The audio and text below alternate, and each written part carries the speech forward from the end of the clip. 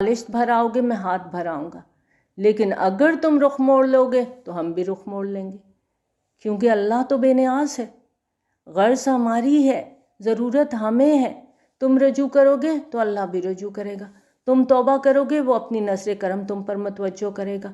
سورۃ محمد میں آتا ہے ان تنصروا اللہ ینصرکم، اگر تم اللہ کی مدد کرو گے وہ تمہاری مدد کرے گا، لیکن اگر تم اللہ کے دشمنوں کے ساتھ دوستی کی پینگیں بڑھاتے ہو، ان کے ساتھ ساز باز ہے اور کھڑے ہو جاتے ہو قنوت نازلہ میں اللہ سے مدد مانگنے کے لیے، تو تم سے بڑا بیوقوف کون ہوگا؟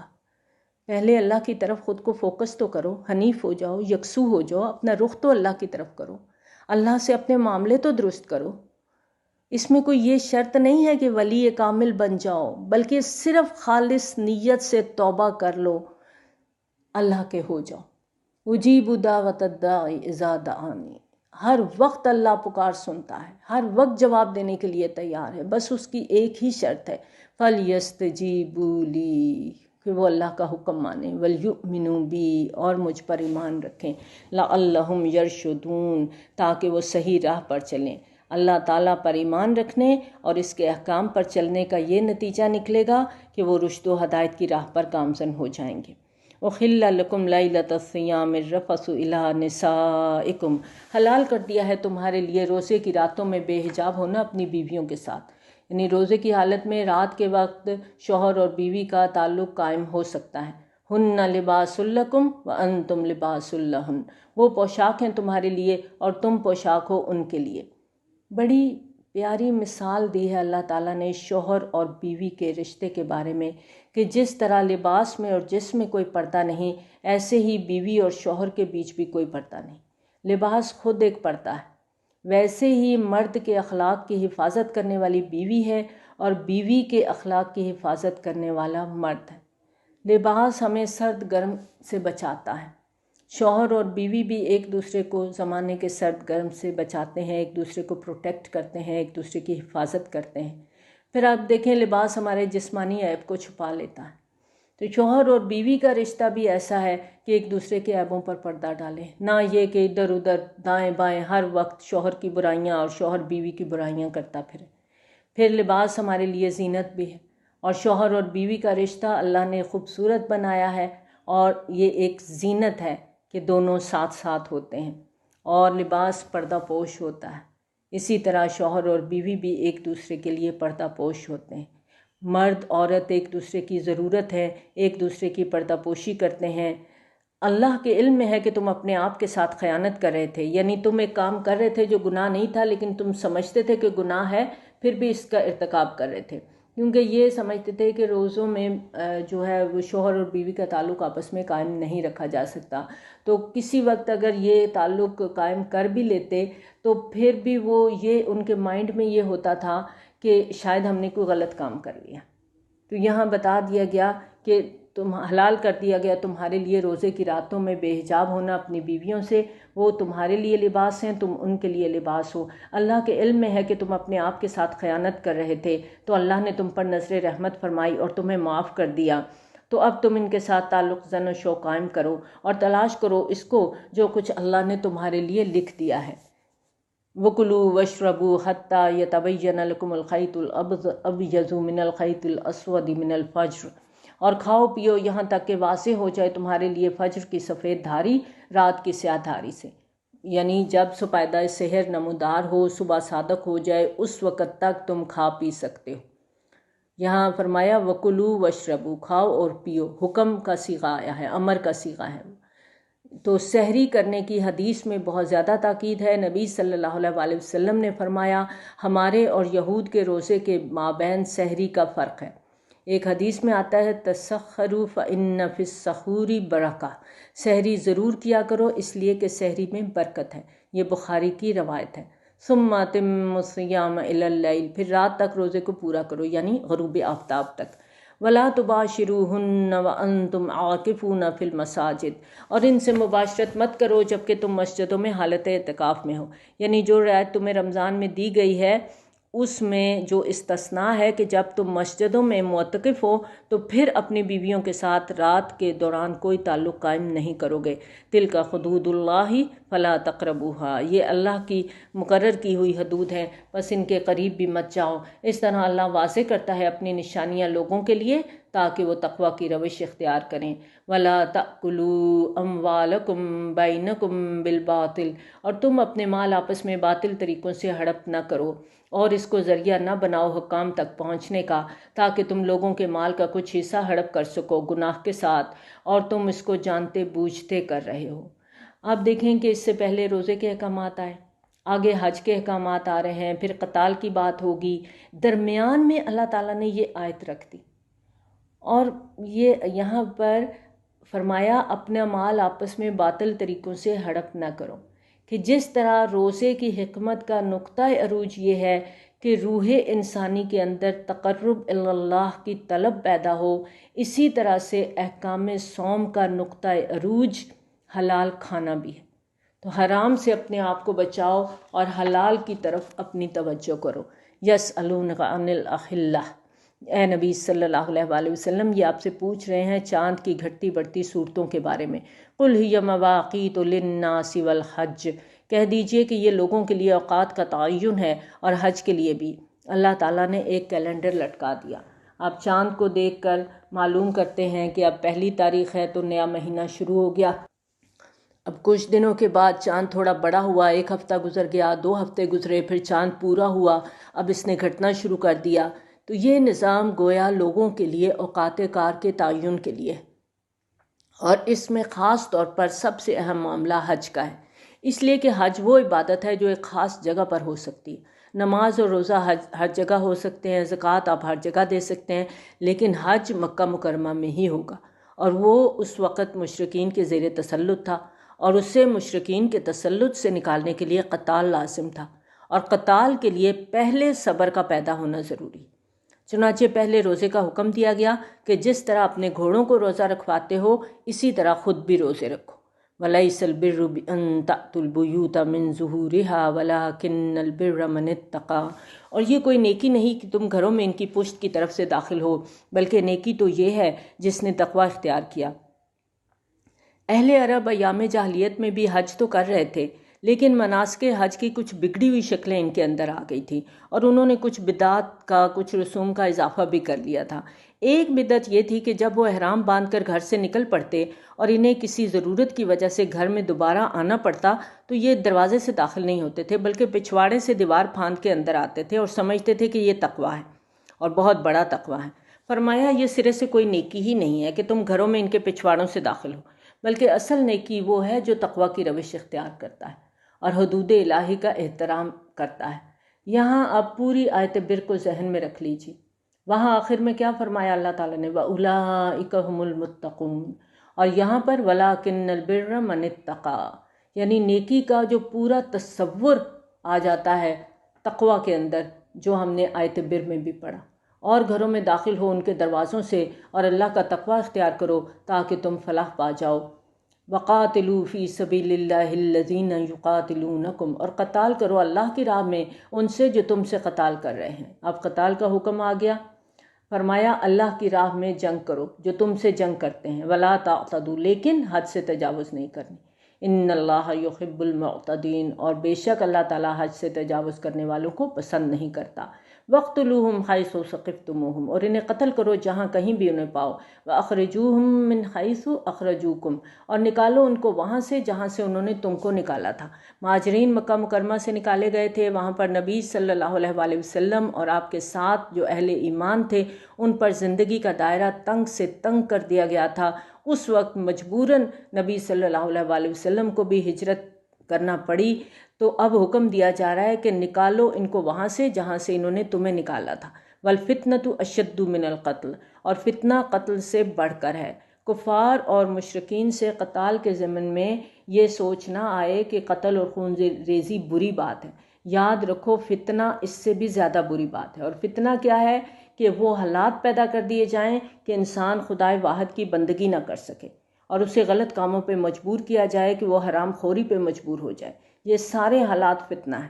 تو قتل اور خون ریزی سے بڑا فتنہ ہے، ولا تقاتلوہم عند المسجد الحرام حتی یقاتلوکم فیہ، ہاں مسجد حرام کے پاس ان سے جنگ مت کرو جب تک وہ تم سے اس میں جنگ نہ چھیڑیں، پھر اگر وہ تم سے جنگ کریں تو ان کو قتل کرو، یہی بدلہ ہے کافروں کا، پھر اگر وہ باز آ جائیں تو یقیناً اللہ بخشنے والا بہت مہربان ہے، اور لڑو ان سے یہاں تک کہ فتنہ باقی نہ رہے اور دین اللہ کا ہو جائے، پھر اگر وہ باز آ جائیں تو کوئی زیادتی جائز نہیں ہے مگر ظالموں پر۔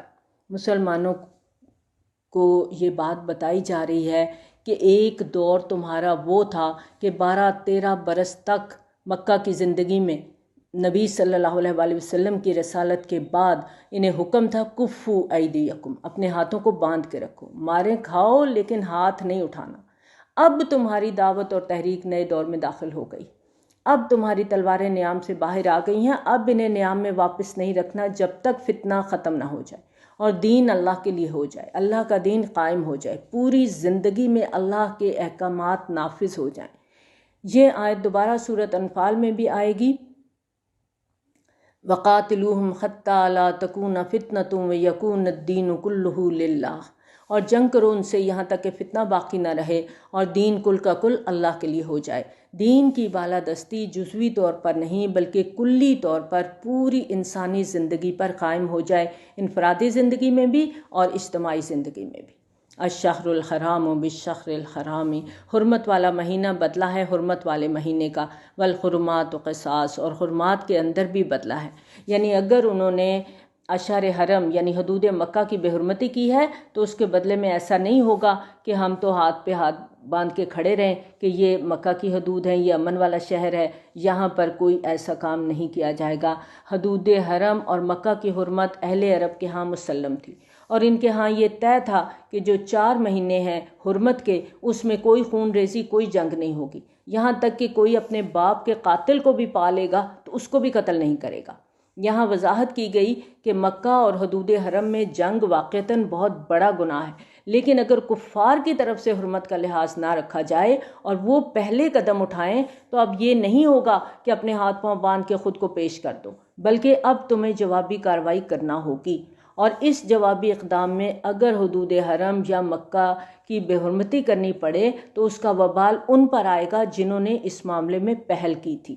فَمَنِ اعْتَدَىٰ عَلَيْكُمْ فَاعْتَدُوا عَلَيْهِ بِمِثْلِ مَا اعْتَدَىٰ عَلَيْكُمْ، تو جو کوئی بھی تم پر زیادتی کرتا ہے تو تم بھی اس کے خلاف کارروائی کرو جیسے کہ اس نے تم پر زیادتی کی ہے۔ وَاتَّقُوا اللَّهَ، اور اللہ کا تقوی اختیار کرو۔ وَاعْلَمُوا أَنَّ اللَّهَ مَعَ الْمُتَّقِينَ، اور جان لو کہ اللہ متقیوں کے ساتھ ہے، یعنی اللہ کی تائید، اللہ کی مدد اہل تقوی کے لیے آئے گی۔ وَأَنفِقُوا فِي سَبِيلِ اللَّهِ وَلَا تُلْقُوا بِأَيْدِيكُمْ إِلَى التَّهْلُكَةِ، اور خرچ کرو اللہ کی راہ میں اور مت ڈالو اپنے آپ کو اپنے ہاتھوں ہلاکت میں۔ قتال کے لیے انفاق مال لازم ہے، اگر فوج کے لیے ساز و سامان نہ ہو، رسد کا اہتمام نہ ہو، ہتھیار نہ ہو، سواریاں نہ ہو تو جنگ ہو نہیں سکتی۔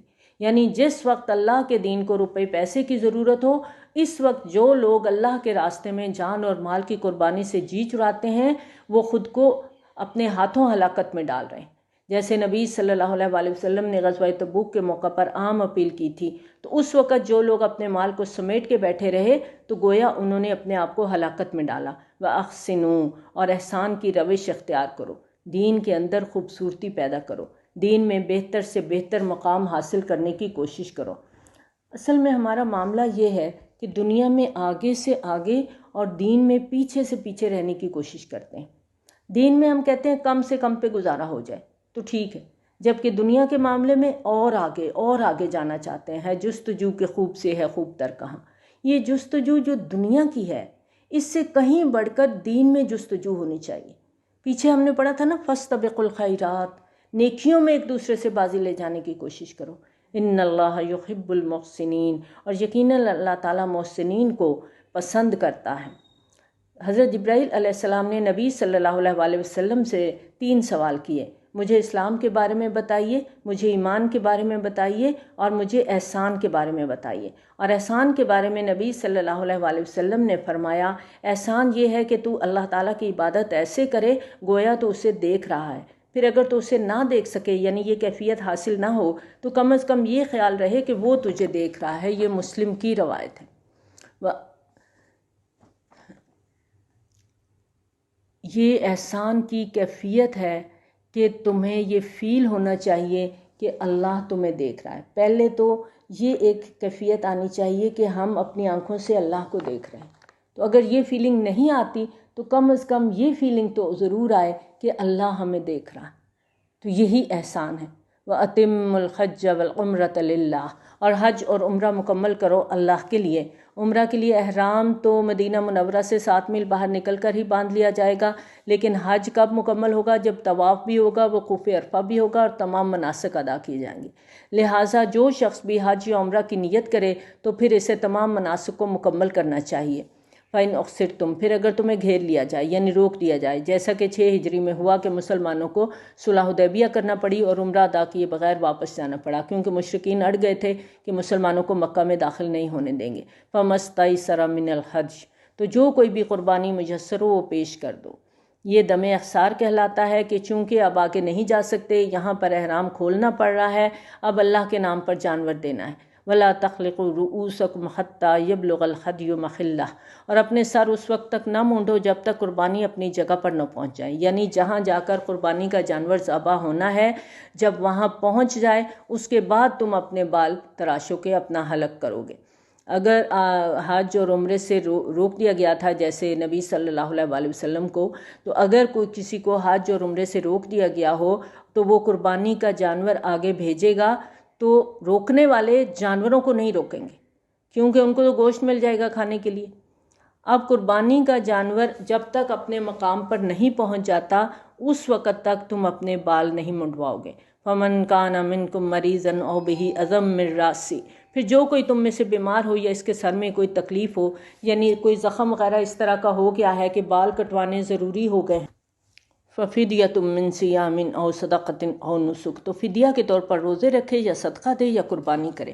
یعنی اگر قربانی کے جانور کے کعبہ پہنچنے سے پہلے تمہیں اپنے بال کسی وجہ سے کاٹنے پڑیں تو پھر تمہیں فدیہ ادا کرنا ہوگا، یعنی ایک جو کمی رہ گئی ہے اب اس کی تلافی کے لیے کفارہ دینا ہوگا۔ اور اس کفارے کی 3 صورتیں بیان کی گئی ہیں کہ یا روزے 3 رکھے جائیں گے، یا صدقہ کیا جائے گا، یا قربانی کی جائے گی۔ اور اس کی وضاحت احادیث نبوی صلی اللہ علیہ وسلم سے بھی ہوتی ہے کہ 3 دن کے روزے رکھے جائیں، یا 6 مسکینوں کو کھانا کھلایا جائے، یا کم از کم 1 بکری قربان کی جائے۔ فَإِذَا أَمِنْتُمْ، پھر جب تمہیں امن حاصل ہو جائے، فَمَنْ تَمَتَّعَ بِالْعُمْرَةِ إِلَى الْحَجِّ فَمَا اسْتَيْسَرَ مِنَ الْحَدْيِ، تو جو کوئی بھی فائدہ اٹھائے عمرے کا حج سے قبل تو وہ قربانی پیش کرے جو بھی اس سے میسر ہو۔ نبی صلی اللہ علیہ وسلم کی بعثت سے پہلے اہل عرب کے ہاں ایک سفر میں حج اور عمرہ دونوں کرنا گناہ سمجھا جاتا تھا۔ ان کے نزدیک یہ کعبہ کی توہین تھی۔ ان کے ہاں حج کے لیے 3 مہینے تھے، شوال، ذیقعد اور ذی الحج، جبکہ رجب کا مہینہ عمرے کے لیے مخصوص تھا۔ تو وہ عمرے کے لیے علیحدہ سفر کرتے تھے اور حج کے لیے الگ سفر کرتے تھے، اور یہ بات حدود حرم میں رہنے والوں کے لیے تو بہت آسان تھی، لیکن امت مسلمہ کو تو پوری دنیا میں پھیلنا تھا اور دور دراز سے سفر کر کے آنے والوں کے لیے اس میں مشقت تھی۔ لہٰذا شریعت محمدی صلی اللہ علیہ وسلم میں لوگوں کے لیے جہاں اور آسانیاں پیدا کی گئیں، وہاں حج اور عمرہ کے ضمن میں بھی یہ آسانی پیدا کر دی گئی کہ ایک ہی سفر میں حج اور عمرہ دونوں کو جمع کر لیا جائے گا، اور اس کی 2 صورتیں ہوں گی۔ ایک یہ کہ پہلے عمرہ کر کے احرام کھول دیا جائے اور پھر 8ویں ذی الحج کو حج کا احرام باندھ لیا جائے، اسے حج تمتع کہا جاتا ہے۔ دوسری صورت یہ ہے کہ حج کے لیے احرام باندھا تھا، جاتے ہی عمرہ بھی کر لیا لیکن احرام کھولا نہیں اور اسی احرام میں حج بھی کر لیا، اسے حج قران کہا جاتا ہے۔ لیکن اگر شروع ہی سے صرف حج کا احرام باندھا جائے اور عمرہ نہ کیا جائے تو یہ حج افراد کہلاتا ہے۔ قران یا تمتع کرنے والے پر قربانی لازم ہے۔ فَمَن لَّمْ يَجِدْ فَصِيَامُ ثَلَاثَةِ أَيَّامٍ فِي الْحَجِّ، اور جس کو قربانی نہ ملے تو وہ 3 دن کے روزے ایام حج میں رکھے، یعنی عین ایام حج میں 7، 8 اور 9 ذی الحج کو روزہ رکھے گا، 10ویں کا روزہ نہیں رکھے گا کیونکہ وہ یوم النحر ہے۔ وَسَبْعَةٍ إِذَا رَجَعْتُمْ، اور 7 روزے رکھو جب تم واپس پہنچ جاؤ، یہ اپنے گھروں میں جا کے 7 روزے رکھو گے۔ تِلْکَ عَشْرَةٌ کاملہ، یہ کل 10 روزے ہوں گے۔ ذَلِكَ لِمَن لَّمْ يَكُنْ أَهْلُهُ حَاضِرِي الْمَسْجِدِ الْحَرَامِ، یہ رعایت اس کے لیے ہے جن کے گھر والے مسجد حرام کے قریب نہیں رہتے، یعنی ایک ہی سفر میں حج اور عمرے کو جمع کرنے کی رعایت چاہے تمتع کی صورت میں ہے چاہے قران کی صورت میں ہے، صرف ان لوگوں کے لیے ہے جو حدود حرم کے باہر سے حج کرنے کے لیے آئے ہیں۔ واتقوا اللہ، اور اللہ کا تقوی اختیار کرو۔ وَاعْلَمُوا أَنَّ اللَّهَ شَدِيدُ الْعِقَابِ، اور خوب جان لو کہ اللہ تعالیٰ سزا دینے میں بھی بہت سخت ہے۔ الحج اشہر معلومات، حج کے مہینے معلوم ہیں، یعنی عرب میں جو بھی پہلے سے رواج چلا آ رہا تھا اب اس کی توثیق فرما دی گئی کہ حج کے مہینے کا تعین جو ہے وہ اللہ تعالیٰ کی طرف سے ہے۔ وَمَنْ فَرَضَ فِيهِنَّ الْحَجَّ، تو جس نے اپنے اوپر لازم کر لیا اس مہینوں میں حج کو، لازم کرنے سے مراد ہے کہ پختہ نیت کر لی ہے اور ایک علامت یہ کہ احرام باندھ لیا ہے۔ فَلَا رَفَثَ وَلَا فُسُوقَ وَلَا جِدَالَ فِي الْحَجِّ، تو اس کو دوران حج نہ تو شہوت کی کوئی بات کرنی ہے، نہ فسق و فجور کی، نہ لڑائی جھگڑے کی۔ زمانہ حج میں جن باتوں سے روکا گیا ان میں اولین یہ کہ شہوت کی کوئی بات نہ ہو۔ میاں بیوی بھی اگر ساتھ حج کر رہے ہیں تو احرام کی حالت میں ان کے لیے وہی قید ہے جو اعتکاف کی حالت میں ہے۔ باقی یہ کہ فسوق و جدال یعنی اللہ کی نافرمانی اور باہم لڑائی جھگڑا یہ ویسے ہی ناجائز ہے۔ حج کے دوران خاص طور پہ لڑائی جھگڑے سے اور فسق و فجور سے روکا جا رہا ہے، کیونکہ بہت بڑی تعداد میں لوگوں کا اجتماع ہوتا ہے، سفر میں بھی لوگ ساتھ ہوتے ہیں تو عام طور پہ غصوں کے پارے جلدی چڑھ جانے کا امکان ہوتا ہے، کہ خاص طور پہ یہاں منع کیا گیا کہ مناسک حج کی ادائیگی کے دوران امن و سکون قائم رکھو۔ وَمَا تَفْعَلُوا مِنْ خَيْرٍ يَعْلَمْهُ اللَّهُ، اور نیکی کے جو کام بھی تم کرو گے اللہ اس کو جانتا ہے۔ حج کے دوران مناسک حج پر جو بھی نیکی کے کام کرو، نوافل پڑھو، اضافی طواف کرو، قرآن پڑھو، یہ نیکیاں اللہ کے علم میں ہوں گی، یہ کسی اور کو دکھانے کی ضرورت نہیں ہے۔ وَتَزَوَّدُوا فَإِنَّ خَيْرَ الزَّادِ التَّقْوَىٰ، اور زاد راہ ساتھ لے لیا کرو، یقیناً بہترین زاد راہ تقویٰ ہے، یعنی بہترین زاد راہ تقویٰ ہے، یعنی سفر حج میں مادی زاد راہ کے علاوہ تقویٰ کی پونجی بھی ضروری ہے۔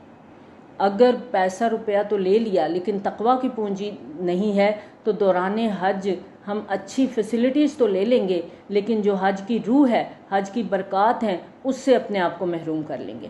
وَاتَّقُونِ يَا أُولِي الْأَلْبَابِ، اور میرا ہی تقویٰ اختیار کرو اے ہوش مندو۔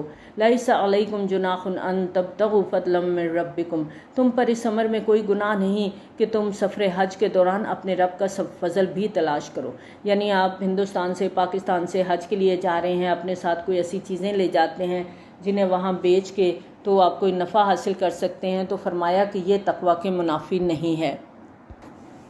فَإِذَا أَفَضْتُم مِّنْ عَرَفَاتٍ فَاذْكُرُوا اللَّهَ عِندَ مَشْعَرِ الْحَرَامِ، بس جب تم عرفات سے واپس لوٹو تو اللہ کو یاد کرو مشعر حرام کے نزدیک۔ وقوف عرفات حج کا رکن عظیم ہے۔ نبی صلی اللہ علیہ وآلہ وسلم نے فرمایا الحج عرفہ، یعنی اصل حج تو عرفہ ہی ہے، یہ ترمذی کی روایت ہے۔ اگر کسی سے قیام عرفہ رہ گیا ہے تو اس کا حج نہیں ہوگا۔ ایام حج کا ٹائم ٹیبل اس طرح سے ہوتا ہے کہ 8 ذی الحج کو مکہ مکرمہ سے نکلنا ہوتا ہے، رات منی میں گزارنا ہوتی ہے، اگلے دن 9 ذی الحج یوم عرفہ ہوتا ہے، صبح کو عرفات کے لیے قافلے چلتے ہیں اور وہاں پر ظہر کے وقت ظہر اور عصر دونوں نمازیں ملا کر پڑھی جاتی ہیں۔ اس کے بعد غروب آفتاب تک عرفات میں قیام ہوتا ہے، جس کو وقوف عرفات کہا جاتا ہے۔ اس میں کوئی نماز نہیں پڑھی جاتی، یہ صرف دعا ہوتی ہے۔